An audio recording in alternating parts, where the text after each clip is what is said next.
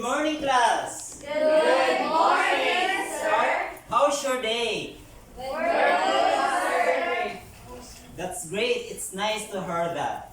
All right, I need a volunteer to lead a prayer. Okay, Ali, you may now lead the prayer. I request everybody to please stand as we all pray in the name of the Father, of the Son, and of the Holy Spirit. Amen. Dear Lord, we thank you for this new day that you have given to us. Thank you for the gift of life. Thank you for protecting us always, Lord God, and thank you for your knowledge and wisdom.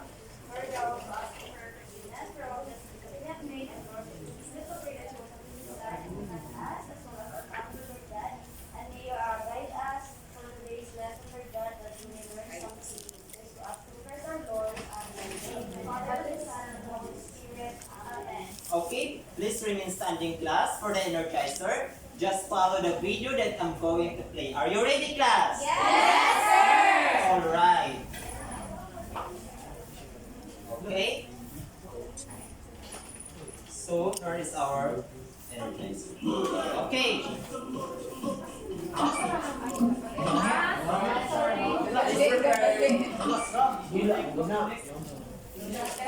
Sa high score ba nga sir? Sa Liblasa? Everybody dance.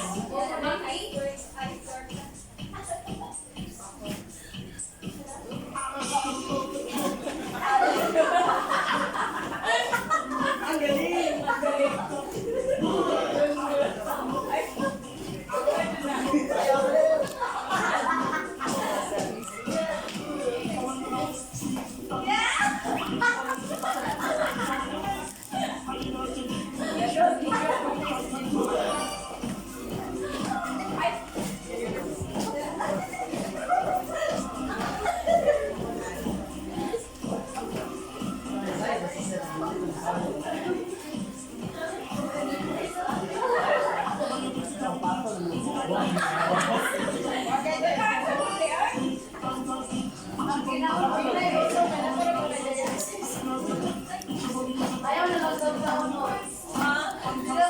Okay, everybody dance.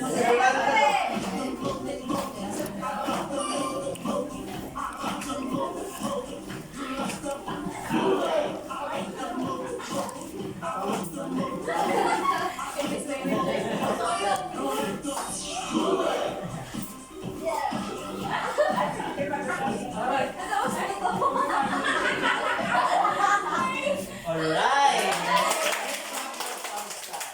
Okay, so before you take your seat, please arrange the chairs properly. Then please pick up some pieces of paper. Alright, and let me now take your seat. Thank you, sir. Thank you, sir. Okay, so let me check your attendance first. Okay, class secretary. Miss Potalan. No one is absent, sir. Okay, very good class. Perfect attendance. Everybody is present. Next class. Alright, so here is our class roles before we enter this room. Okay. So first is be on time. Next is dress appropriately. Then third is raise your hand if you want to answer. So do not answer in chorus. Then the last is respect your teachers and classmates. Okay, so are these class roles clear? Yes, sir. Very good.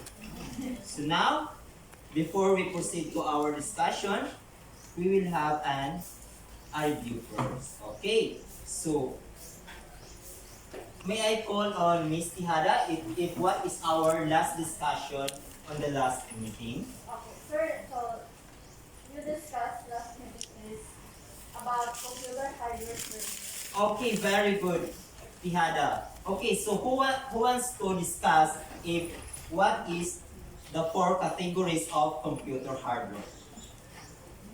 Mr. Roto.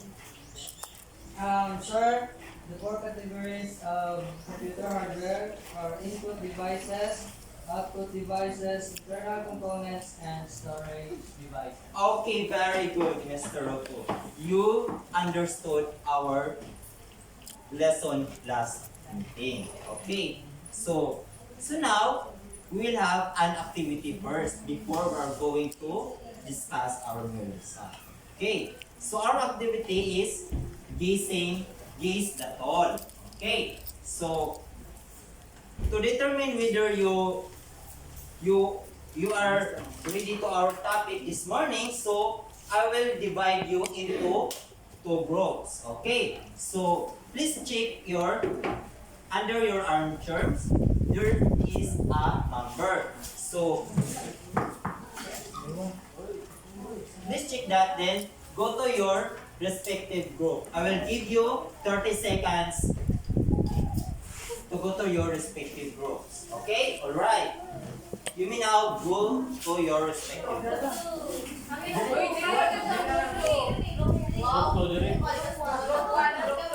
Okay, so group 1 and then group 2.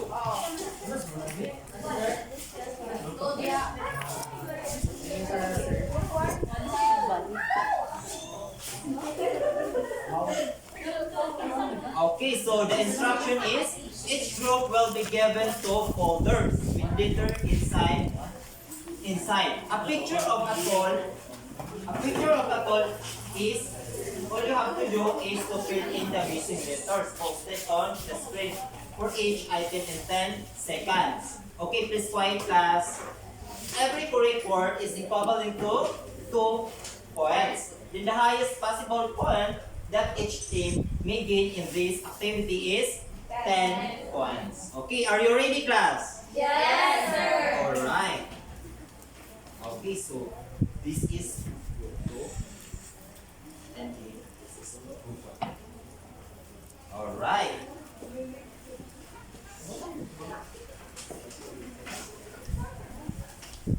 So now, please be ready. Alright, this is the first picture. Okay. 10 seconds.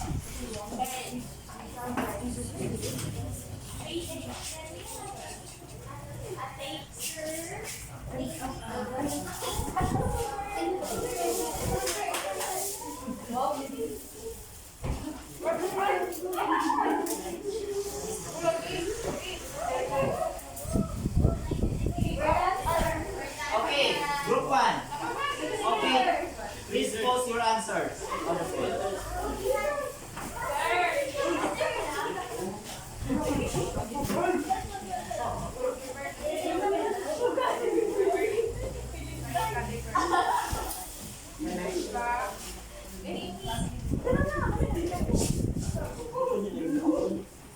Okay, so group 1 is winner.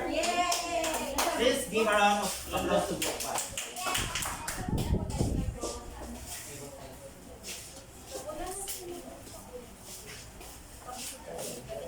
Okay. The answer is tweezers. Next picture. Okay, let's do it now. What's that, sir? The time is running.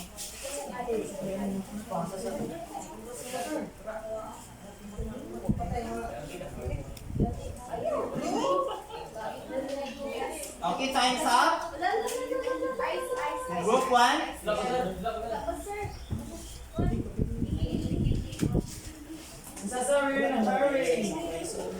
Okay, group 2 is already done.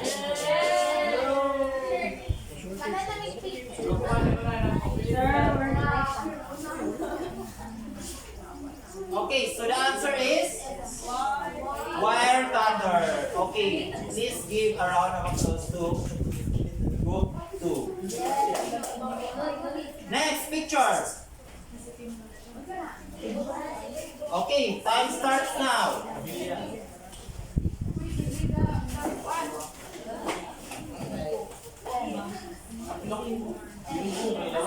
Alright, group 2 is already done. Okay, the answer is cable tie. Okay, that's correct. Okay, very good. Next picture. Time starts now. Okay, please pick your Wala na sa'yo. answer. Okay, time's up. Okay, group 1. Group 2 is already done. Okay, the answer is multimeter. Very good, group 2. Next picture.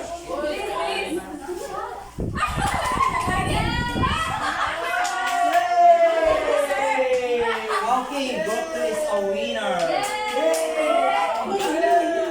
It is a cable tester.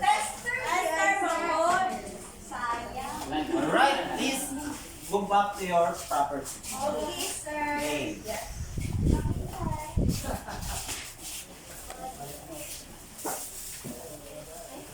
Alright, so I have here a few questions. Okay. What do you think is the relation of our activity to our topic for today? Okay, Miss Hatiun.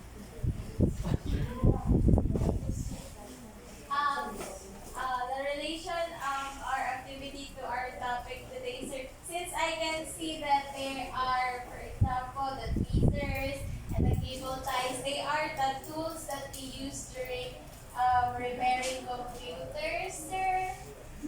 Alright, thank you for that, Miss Hatiun. Okay, so how about the two questions? What do you think is our topic this morning? May I call on Alan? I think, sir, computer tools. Alright, how about the others? Miss Noni? I think, sir, diagnostic computer. Alright, very good, Miss Noni. It's all about diagnosing, manual diagnostic tools. Okay, so here is our objectives. At the end of the lesson, the learners will be able to, okay, please read everybody. Identify the categories of manual diagnostic tools.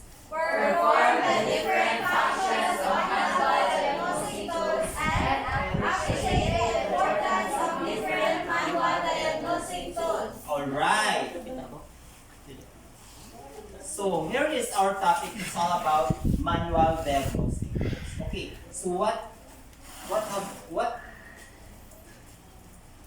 so what comes into your mind when you hear the word manual diagnostic tools?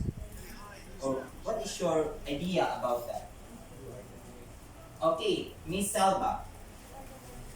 I think, sir, so for the word manual itself, sir, so these are the tools that can be manipulated by our hands, sir. Alright, thank you for that, Miss Salva. Okay, so this is the definition of the manual diagnostic tools. Okay, kindly read Cyrate. A tool is a handheld device that aids in accomplishing a task. Tools range from a traditional metal cutting part of a machine to an element of a computer program that activates and controls a particular function. Alright, thank you for that, Miss Cyrate. Okay, so the manual diagnostic tools is all about the different of the tools that we can use manually. Okay, so what are the examples of manual tools? Who can give the examples of manual tools? Okay, Alan. I'll just base it on our activity lately, sir. I could say that we have tweezers, wire cutter, cable ties, and multimeter, sir. Alright, that is correct. So manual tools are divided into 4 categories. Okay, so this is the 4 categories of manual diagnostic tools. Okay, so what are these 4 categories, class? ESP tools, hand tools, cleaning tools, and diagnostic tools. Okay, so now let's define the ASD tools. Okay, so the ASD tools are divided into 2 types of tools. Okay, so what are the 2 types of tools? Okay, Sardan. The two ESD tools are anti-static wrist strap, and anti-static mat. Okay, that is the two as the tools. Okay, please read the definition, Miss Pation. Anti-static wrist strap protects computer equipment when grounded to a computer chassis. Alright. How about the anti-static mat, Aka? Protects computer equipment by preventing static electricity from accumulating in the hardware or on the technician. Alright, so please explain that, Mr. Roto. Anti-static wrist strap is an equipment where if you're going to manipulate your, if you're going to open your computer, and it will help you to answer the mga damage sa computer parts, sir. Alright, very good. So now, we will have two steps of using an anti-static mat. Okay, so what is the first step? Okay, Alan. Step 1. Lay the mat on the workspace next to or under the computer case, sir. Alright. How about the step number 2? Aka. Clip the mat to the case to provide a grounded surface on which you can place parts. You remove them from the system. Alright, so why do we need to follow the steps? Answer, refrain from. Alright, you have an idea, Aka. So now, I have here a video. Okay, so please watch this video Okay, so this video because I will call you randomly. set Mac, and what I have set up here is I have it already set up. The computers, of course, unplugged. I'm going to disconnect everything.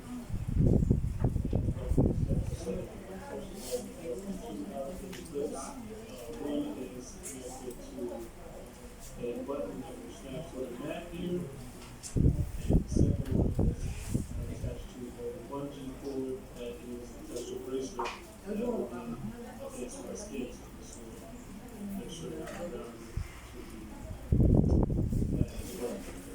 So I can get started. Once again, everything is disconnected.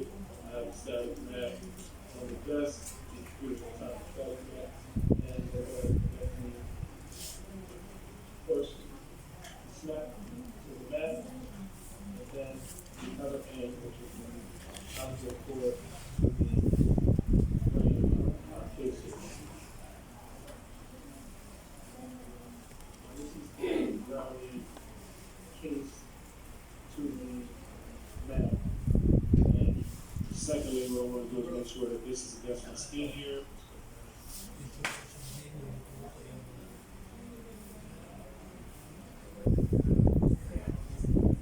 Trouble. Please observe the video. So now, that's right against my skin. Feel that metal.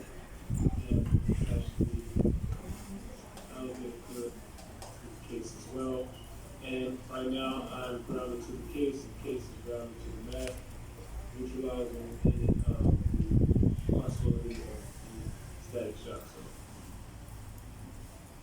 So that's the video on how to properly use the static mat for any, which should be a part of any field service kit.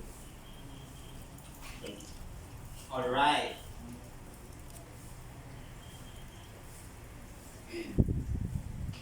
What have you observed on the video, Salva?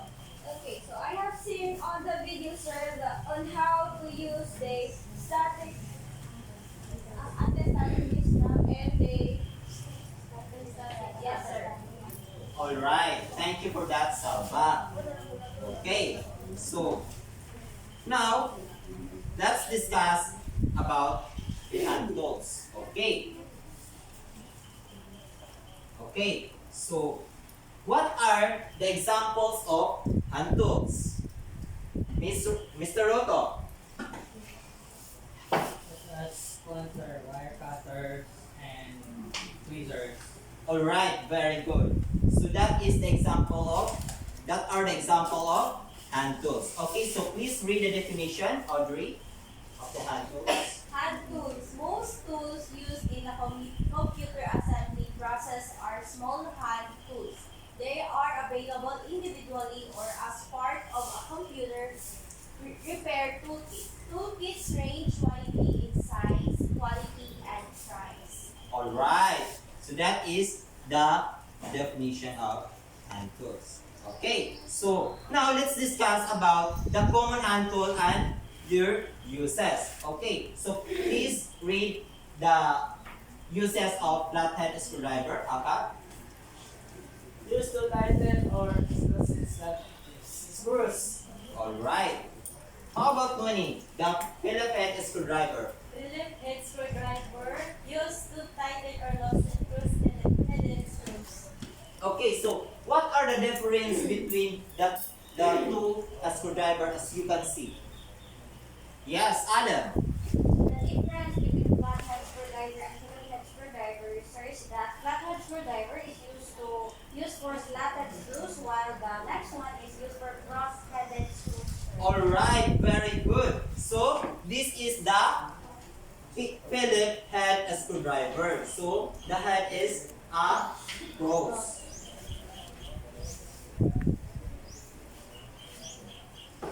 So next is Torx screwdriver. Please read Gidario.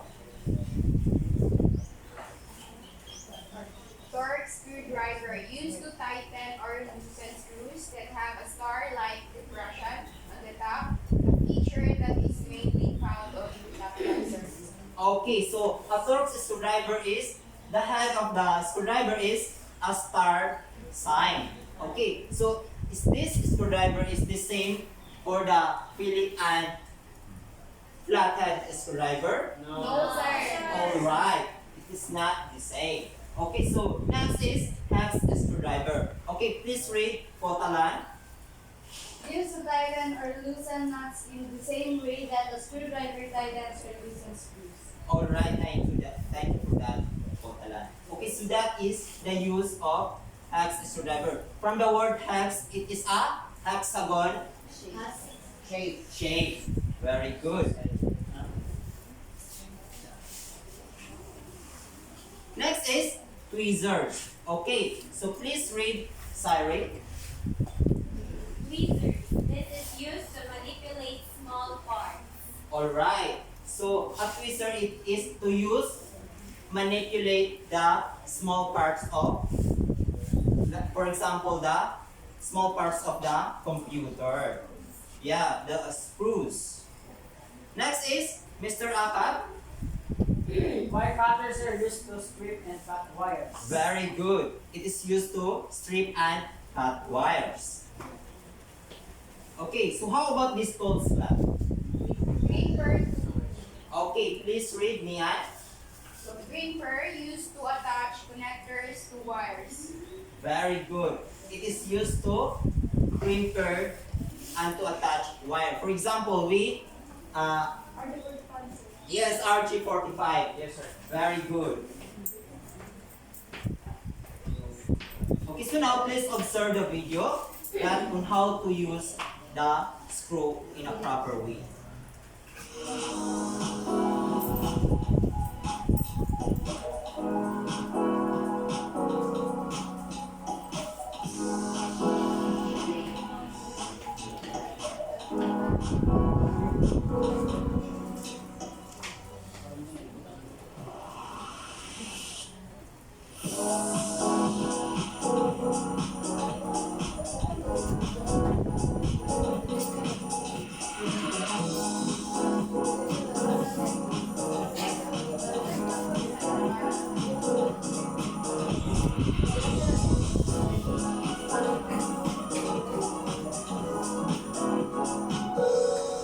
Right. Mr. Akab, what is screwdriver used in the video? As you see in a video, sir, that guy used screwdriver to tie the slotted screws. Okay, so what type of screwdriver? Yes, it is a Philip head screwdriver. Right. So, now let's move on to the cleaning tools. Okay, so please read the definition, Miss Tihada? Cleaning. As essential when maintaining and repairing computers, it helps to ensure that computer components are not damaged during cleaning. Very good. So what are the examples of cleaning tools? Yes, Sarda. Laundry cloth, sir. Okay. So how about the others? Hi, sir. Yes, Mia. Compressed air, sir. Yes, compressed air. So now, let's discuss the common cleaning tools and their uses. Okay, so as Sardan said, it is a soap cloth is one of the example of cleaning tools. Okay, please read Tihada. Soft cloth. Used to clean different computers components without scratching, or leaving debris. Okay, so why do we need to use these tools in cleaning? Also, to prevent scratching or leaving debris, sir. Yes, very good. Especially if especially if the parts of the computer is sensitive. So we can use that soft cloth to wipe the monitor and the other parts of the computer. Okay, so Mr. Brian, please read the compressor. So compressed air, so this is used to blow away dust and debris from different computer parts without touching the components. Alright, please explain that. So we are using compressed air sir, to blow away dust. So for example, if you have seen that the parts of the computer have one dust sir, that if you think it is very sensitive, na hindi na din nabalag soft cloth, so imagine na siya nag-blow, gabi na ang mga areas na Alright, thank you for that, Brian. So it is very important when we cleaning the small parts and the sensitive parts of the computer, especially if there is a lot of dust or dusty. Next is cable ties. Please read, Ata.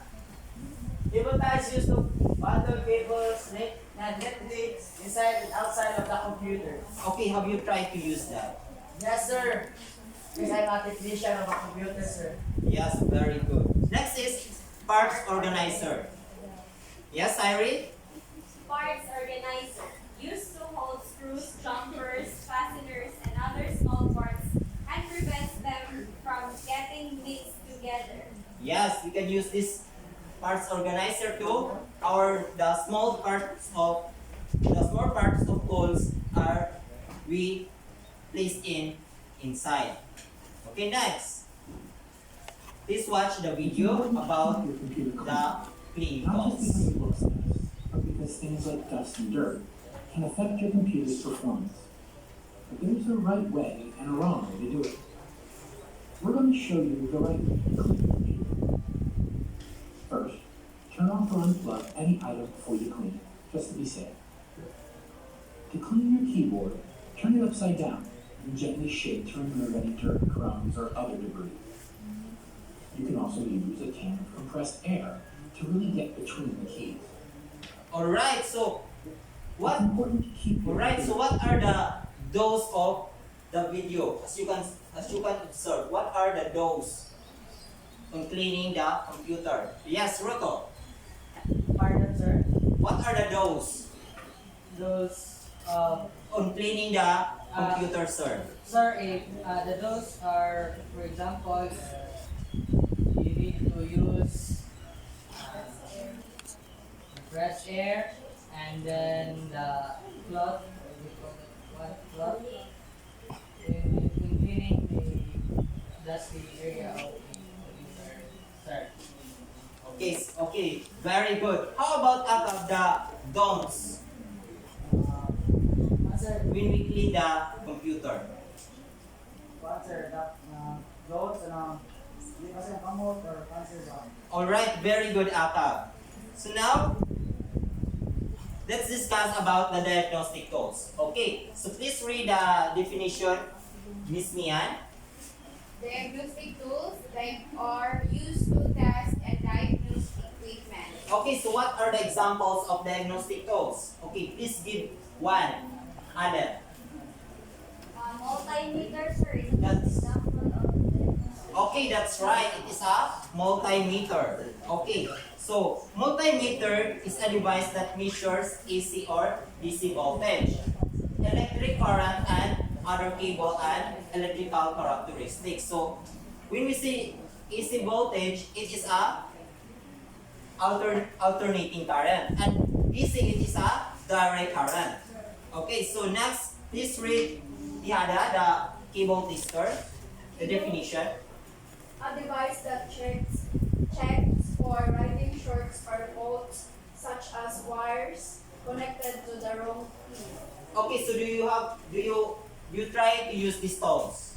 No, sir. Yes, sir. Okay, for your Experience. One or different types, sir. yes, for your RQ45. That's a key class. Using the proper. Alright.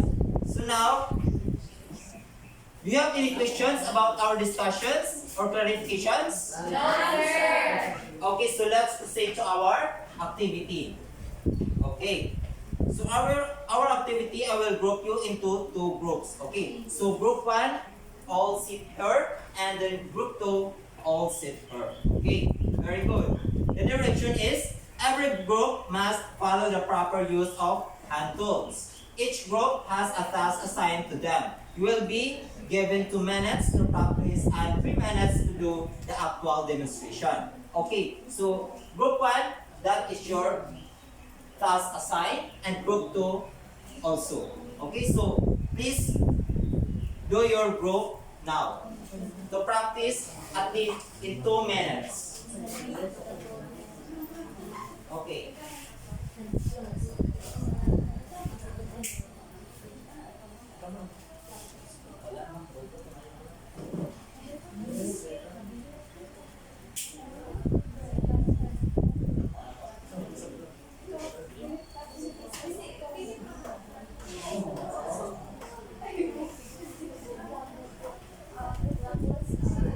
Okay, group 2.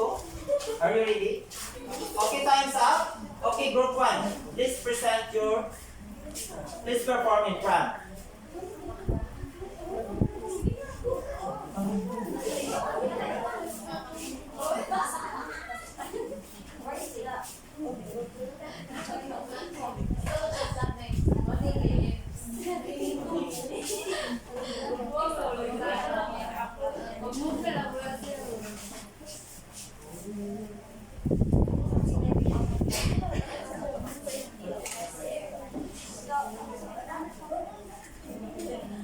Okay, group 1 is how to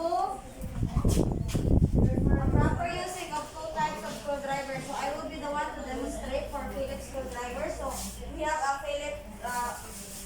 Phillips screw here. So first thing is we are going to Ana, and then you place the head of the Phillips screwdriver, and then if you want to loosen, you do clockwise, counterclockwise, and then if you're going to tighten it, move clockwise. Yes.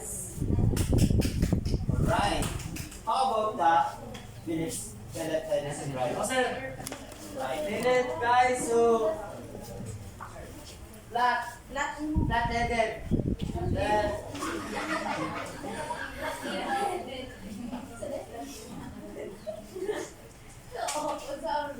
the partner of the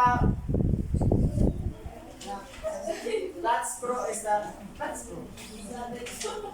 Then you just twist it like this, so that tight and fasten it. Alright. Please give a round of applause to group 1. Okay, so group 2.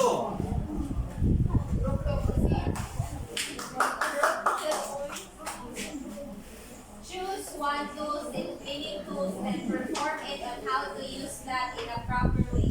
So we choose this cloth to be demonstrated by Mr. Jerome. Alright. So, going to wipe the upper part of the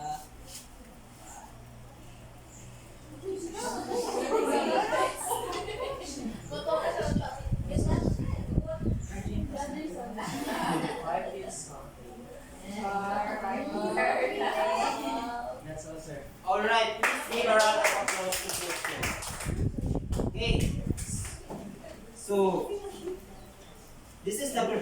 your rubrics class. Okay, so do you know your score class? Not yet, sir. We'd like to know Okay, it, so- sir. Want to know, sir? Okay, so I will be giving your score. Okay. So group 1, you got 10 points. Okay, so group 2, you got 10 points also. Okay, so at this point, please get your ball pen and a 1 whole sheet of paper and answer the following questions. Okay.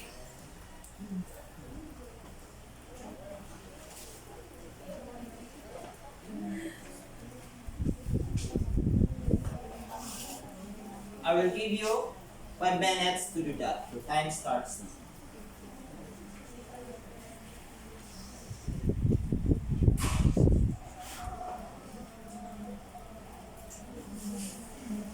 Okay, time's up. Please pass your papers in front.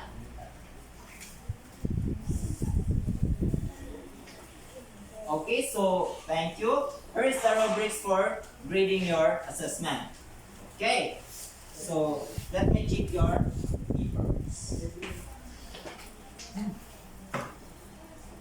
Okay, so here is the answer. Please read Miss Pation. Number 1, the ESD tools is a handheld device that aids in accomplishing a task. Tools range from a traditional metal cutting parts of a machine to an element of a computer program that activates and controls a particular function. Okay, very good. How about number 2? Miss Alan. Hand tools, a variety of accurate and specific tools and products created and designed in various colors, materials, mechanisms, created shapes and styles that can easily as well as effectively and efficiently. Okay, so next, it is a yes, Tiada.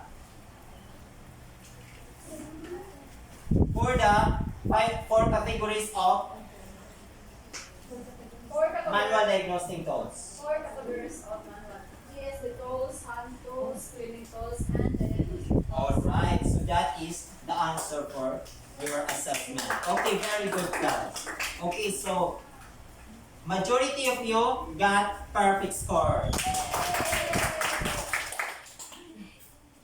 Alright, so now for your assignment, write an essay on how you are going to apply the different tools in your daily works at your home.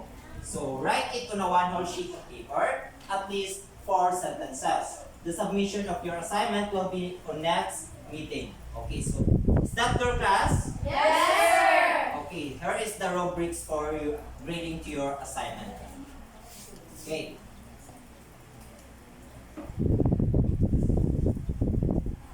Do you have any questions, clarifications to our discussion and decision or our meeting? None, No, sir! Alright, so please stand for the prayer.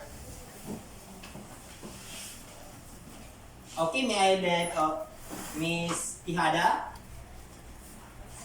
The name of the Father, the Son, and the Holy Spirit. Thank you, Lord, for this day and give us a presence of your guidance and lead us to or protect us from any harm. In Jesus' name. then Father, Son, and Holy Spirit. Okay, so before you leave, please arrange the chairs properly. Then please pick up some pieces of papers on the floor.